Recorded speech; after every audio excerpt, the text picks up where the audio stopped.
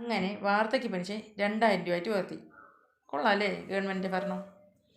ചിലരുണ്ട് പണത്തിൻ്റെ കൊഴുപ്പുള്ള സമയത്ത് ഗവൺമെൻറ്റിനോട് പരമ പുച്ഛമായിരിക്കും. വാർദ്ധക്യ പെൻഷനൊക്കെ എഴുതി കൊടുക്കാൻ പറഞ്ഞാൽ പറയും, എനിക്ക് ഗവൺമെൻറ് പൈസയുടെ ആവശ്യമൊന്നുമില്ല, എനിക്ക് ഗവൺമെൻറ് പൈസ കൊണ്ട് തിന്നേണ്ട ഗതികേടൊന്നുമില്ല. ഇങ്ങനെ കിടന്ന് ഭയങ്കര മോട കാണിക്കും.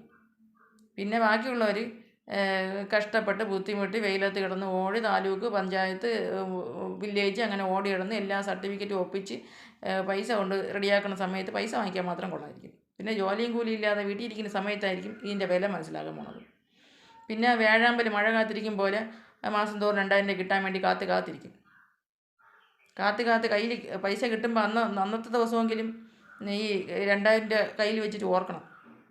ഇതിന് വേണ്ടി ഓടി കിടന്ന് വെയിലത്ത് ഓടി കിടന്ന് പഞ്ചായത്ത് വില്ലേജ് താലൂക്ക് അങ്ങനെ ഓടി കിടന്ന് കഷ്ടപ്പെട്ടവരുടെ ഒരു വിയർപ്പിൻ്റെ ഒരു മണം അതിലുണ്ടാകും. അതുകൊണ്ട് നന്ദി കാണിച്ചില്ലെങ്കിലും നന്ദി കേടും പാരയും വയ്ക്കരുത് ആരോടും.